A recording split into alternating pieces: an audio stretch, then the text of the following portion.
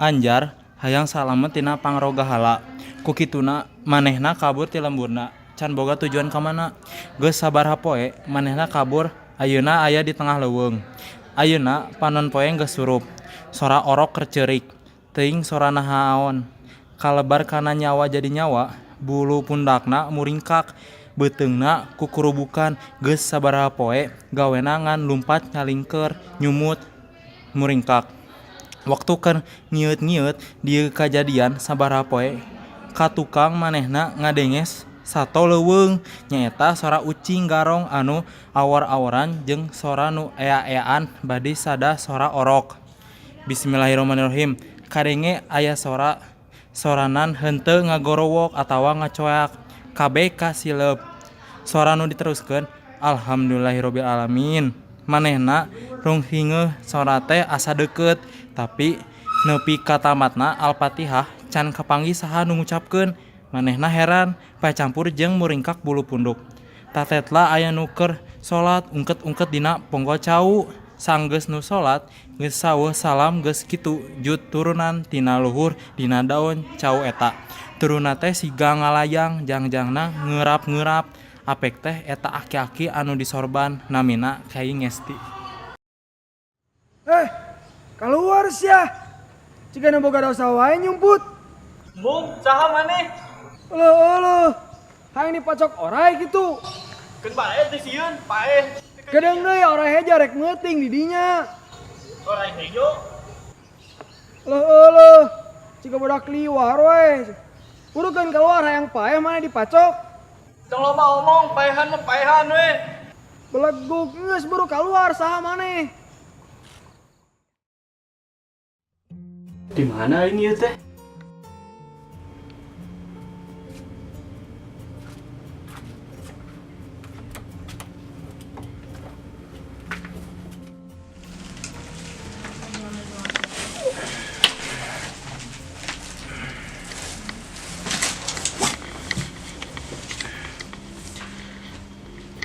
Gerak barang dah heula. Nuhun Aki, saha Aki teh? Geus. Ayeuna mah gerak barang dah heula. Pek, gerada barang dah heula sing wareg. Engke mun geus jag-jag deui, urang ngawangkong deui. Nuhun Aki, nuhun. Mangga. Antosan heula di dieu nya. Aki bade ka rumah heula. Mangga Aki, mangga. Mangga. Payun.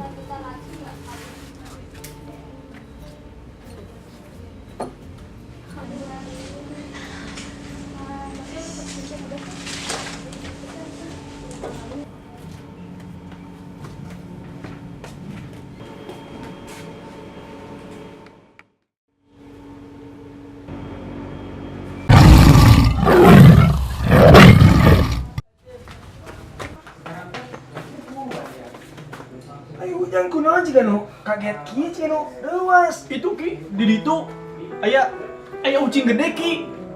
Di mana? Itu di dapur Ki. Ayo wae geus. Anu gerak barang dah heula tuh. Geus disadiakeun ku Aki. Yuk. Sok, jauh. Bari barang dahar. Ayeuna mah sok bari urang ngawangkong oge. Caritakeun ujang teh di mana? Nami ujang saha? Nah ujang teh bisa aya di kampung ieu. Sok caritakeun. Nami abdi teh Anjar Ki. Kapungkur mah abdi teh di Kecamatan Cianjur. Yuswa abdi teh 15 tahun. Abdi teh aya di kampung ieu pisah sareng ibu bapak abdi. Kapungkur bapak abdi teh ditipu ku juragan di Kecamatan Sabelah Ki. Ambu sareng abah teh katipu. Eueuh, kumaha tuh? Woi, bayar woi. Mendingan ujang. Hirup teh peulih. Geus ayeuna mah tong dielulukeun. Kabeh oge boga kasusah, boga kapeuli. Sok ayeuna mah urang robah we mimiti tinu leutik. Tong nepikeun ka kasusah eta teh jadi beban ka hidup urang. Muhun Aki. Mun misalkan bela diri ditempatkan ke jalan nu bener bakal jadi bener. Kudu bisa nulung kanu butuh, nalang kanu susah. Kurang kudu bisa manfaatkan kasayaan eta. Mohon Ki. Yang syukur-syukur ya mah Ujang bisa manfaatkan kehebatan Ujang, keahlian Ujang. Nu mana misalkan di jalan aya nu butuh pertolongan Ujang, misalkan dibegal Ujang bisa ngelawan. Ujang kudu bisa ngabela kebenaran. Ulah salilana nu salah dibela, nu bener diantep. Aya jalma jahatnya etanya eta jalma bener anu lemah yang Mohon Ki. nya. Mohon Ki, lamun kitu kas abdi kudu diajar ti nu mana heula Ki. Aki mah mau langsung ngajarkan nu silatna. Nu Aki ajar mah pendekatan rohani na heula, hubungan antar sesama manusia jeung Gustina. Oh, Gitu. mohon Ki. Sadaqallahul Ki, Ulan. naon ari Gusti teh nganu kumaha pangeran teh leres aya kapengker ge aya salat mah kuring ge osok ngan eta mah saukur pamawati babaturan lain ti hati sorangan Ki. Alus maneh boga pamanegan ciga kitu alus. Ayeuna Aki bade naros. Ujang gaduh indung bapak. Gaduh Ki. Leres eta teh indung bapak Ujang. Bener Ki. Cik saha? Saur sadayana. Leres. Leres Ki. Ujang yakin. Yakin. Ujang nyaah. Nyaah tuh Ki. Sakali deui Aki bade naros. Ujang percanten eta teh. Bapak jeung indung Ujang Percanten atuh Ki. percanten eta teh awewe anu ngajurukeun Ujang Percanten atuh. terang ti mana. Ya saur sadayana panan Ki. Tah, geuningan Ujang teh nyaah jeung terangka. Kolot Ujang teh percanten ka batur sanes percanten ka kolot Ujang. Kitu oge Ujang ka Gusti Allah. Oh, mohon Ki. Ujang teh kudu ngarti yen agama Buddha oge manehna hayang ngahijikeun sifat manusia yang Gustina miboga laku lampah hade miceun kepentingan dunia mentingkeun kepentingan akhirat. Insya Allah urang mun misalkan mentingkeun urusan akhirat menggigirkeun usaha dunia urang bakal tenang dunia akhirat yang Mohon Ki. ayeuna Aki bade ngajarkeun Ujang silat tapi samemeh diajar jurus Aki bade ngajarkeun heula kuda-kuda nu bener nanya. Tah sok ayeuna tuturkeun Aki. Ayeuna kieu kuda-kuda na kieu tuturkeun.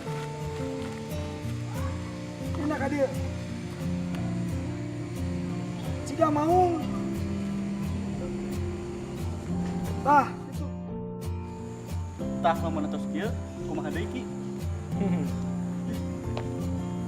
Alus maneh. Alus. Maneh geus aya peningkatan tibatan nu mimiti. Ayeuna maneh kari diajar pernapasan. Teu kumaha Ki? Kieu tinggalikeun Aki. Tuturkeun tiga tadi. Sanggeus poko-poko ilmu silat kasar katimbang tamat, terus diteruskeun kana cara ngatu napas, cara musarkeun pikiran, cara musatkeun tanaga, 1 tahun 2 tahun 3 tahun 4 tahun anjar beuki ngamuhit lila-lila beuki awor antara tanaga kasar jeung tanaga lemesna. Mohon Ki. Yang ayeuna mah maneh geus aya kamajuan. Ayeuna keneh ge maneh bakal kaharti engke mah. Mohon Ki. Barang kerkokojayaan dina leuwih nu katujuh teh na si eta teh aya nu nyabat anjar taki-taki bari ngawaskeun anu nyebut teh ari sidik-sidik geuning nu nyabet teh buukna ngarumbay ngawid-wid sorakna teh cika-cikahan cenah cek si Anjar teh nyaeta Kunti. Tuh, yang ayeuna mah Aki tos ngaraos bingah ayeuna mah. Kulantaran Aki geus beres merekeun pangajaran ka Ujang. Ayeuna mah kantun ngalemaskeun bae. Sagala rupin nu aya di alam dunia ieu teu bisa ngarasakeun nu Aki rasakeun ayeuna. Urang hirup geus aya garisana. Di mimitian urang lahir jeung aya garisana ge urang dimaotkeun. Urang makhluk jijieunnan. Sagala raga oge dinyawaan.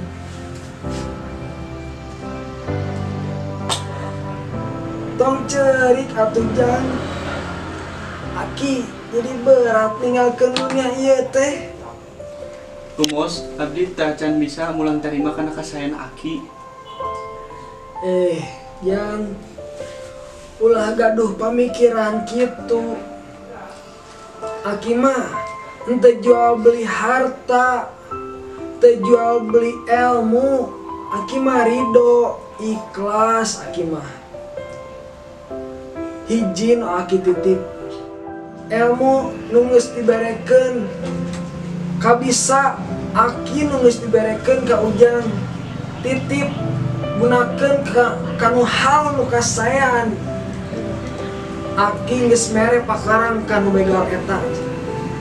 Aki wasiat ka Ujang. Cokot deui eta begal dinu cokot deui eta pakarang dinu begal eta.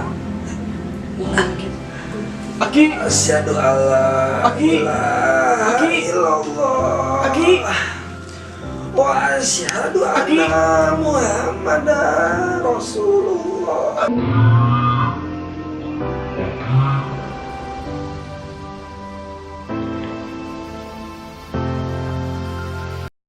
Nu karyaan teh Haji Salim, jelema anu pangbeharna ti kacamatan eta. Isukan anak lalakina teh nu bungsu rek disunatan di hareup, dina kursi budak sunatan di lahun. Sakulirihan ngeunanana dina kursi dariuk para tamu santana. Eta Mama Haji Husen teh bisa jadi dapat pakaiannya siga kitu, jago penca tapi siga kiai. Di buruan aya balandongan tina papan. Legana kira-kira aya kana 5 kali 6 meter. Nu karyaan teh Haji Salim, jelema anu pangbaharna ti kacamatan eta. Kela. Aya naon?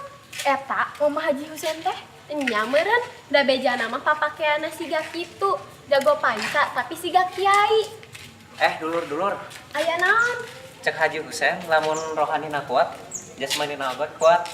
Oh, gitu. Terus Iya. ayo ah.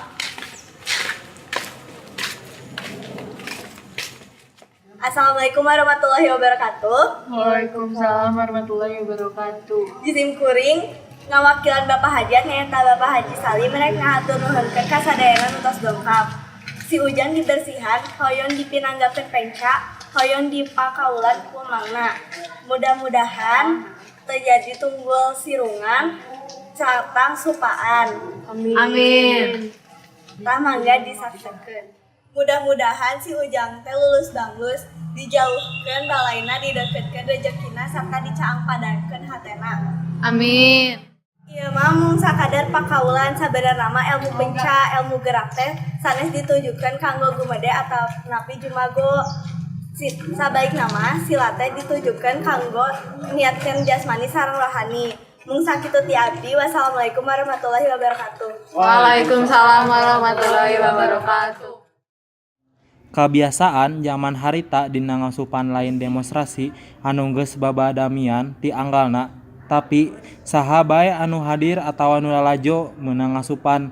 Ayeuna giliran anu kalima nu kaul murid Haji Husen keneh. Murid Haji Husen teu gimir manehna mimindengna nyingcet atuh nu ngaburung unggal-unggal ngabulasin.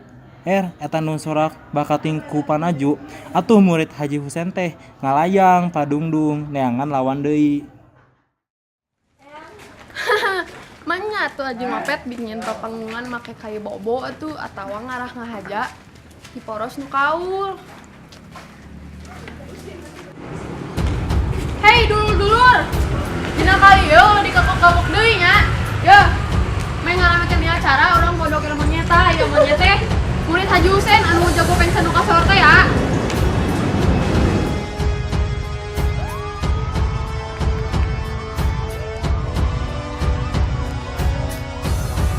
Boh Haji Husen, boh muridna, ceulina asa disebit. Teu antapara deui sabrut bayana rajang ka Sidarga. Sidarga lain ngajawat atawa nangkis, tapi kakah nyekakak, malahan kancing kampretna kalakah kabuka. Barang murid Haji Husen rek nonjok, Sidarga anggur ngarengkok cingogo. Karawak murid Haji Husen teh dicekel cangkengna.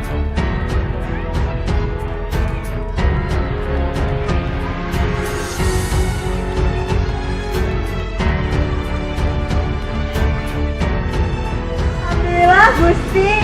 Iya pusing, kurang lagi. Ayeuna boti geus ditu, kan senajan sudan.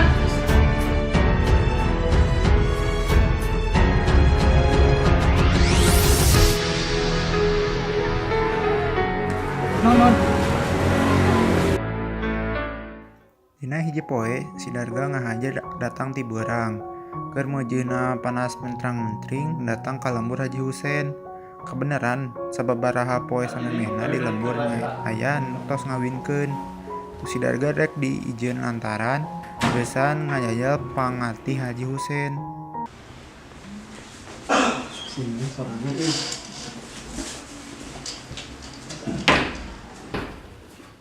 Neng, kunaon neng teh? Sorangan. Keluar Sidarga mau lagi rumah. Tadi si Haji bisa enak sana. Siap kalau kan jadi iblis. Keluar siap. Baik pemain gue lu. Sidarga mabur ti kacamatan eta, sarta cicing di hiji daerah anu kahalang ku 2-3 kacamatan ti dinya. Dina hiji poe di pakalangan ngadu hayam Sidarga diadu kasol tara aya nu ngelehkeun. Lawana tekung silila sekali ngabintih, hayamna musuh ngacir. Dewek mah teu idin. Hayam dewek mah teu eleh. Mun misalna hayang nyokot duit aing, kudu ngasaan beureuk dewek. Ceuing mah dicik ngadu ukur penipuan. Mun misalna mau ngalicik mah, buru ngadu dalil we ditagih.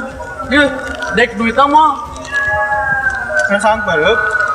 Anjing sia loba alasan gede ge moal ditara jean. Sia naon lainna aing yang dipodaan ku aing.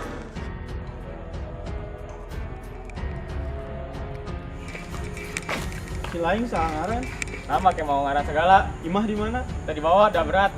Aing mana wani ngarayan aing. Ujang teh emang bener jago diajak ngomong.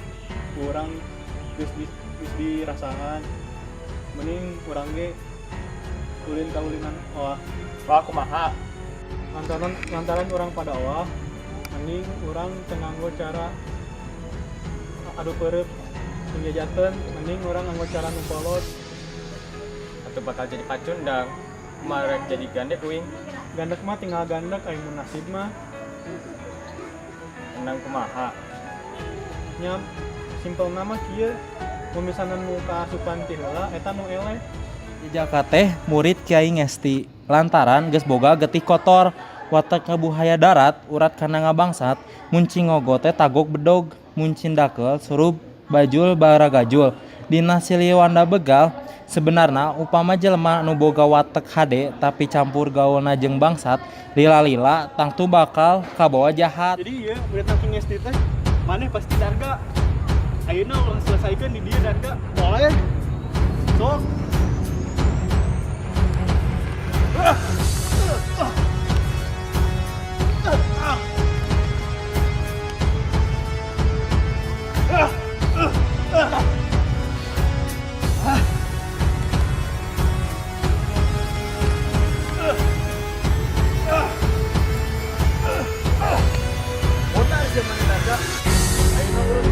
kenapa nih kayak